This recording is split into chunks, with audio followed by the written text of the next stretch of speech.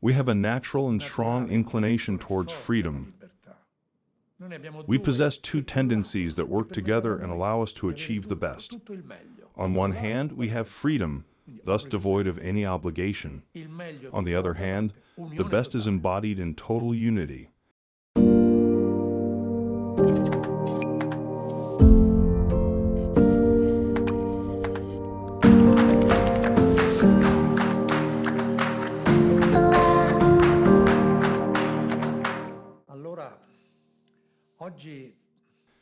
In today's episode of our beloved column, Love Steps, we explore the intricate dynamics of our love lives, the countless steps we need to tread to comprehend the full scope of our emotions.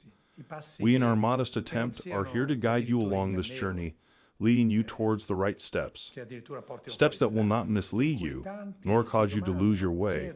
Many of us often ponder, sometimes lacking the courage to vocalize, but inevitably think, who am I to you? What defines the relationship between us? Are we merely friends or a friendship teeming with feelings? Could this be a flirtation? A love story, perhaps? Or are we a couple ready to forge ahead, unfazed by the shackles of time? As we question the nature of our bond, I am reminded of an ancient teaching I received 30 years ago. A timeless wisdom that implores us to understand. Self-definition is self-limiting. Reflecting on this, I would now add a third aspect, the perils of self-delusion, or the propensity for self-deception. We receive an array of testimonials and comments on our videos. Among them, there are heart-wrenching revelations where people share their stories of loss and disillusionment. I thought I knew him. I believed we had a connection. But after 30 years, he confessed, I have no more love for you. My love for you has dwindled, and he departed. There isn't an imperative need for definitions. Those who seek to define often want to find a quick answer, a way to alleviate the discomfort of the unknown, to make sense of their roles in others' lives.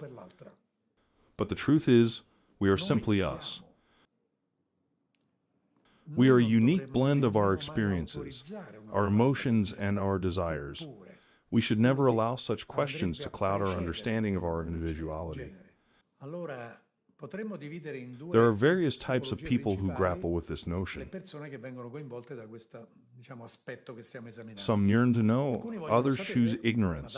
Some wish to provide answers, while others remain silent. There are those who gather the courage to ask the question but lack the resolve to await the answer, uncertain about its existence or its nature. In these instances, we find ourselves in a state of dependency, a form of emotional bondage. We become ensnared in this dependency, a form of mental confinement. We become slaves to a void, tethered to the impact of a single word. To preserve my innate self, my original persona, I should not rely on anyone else's validation.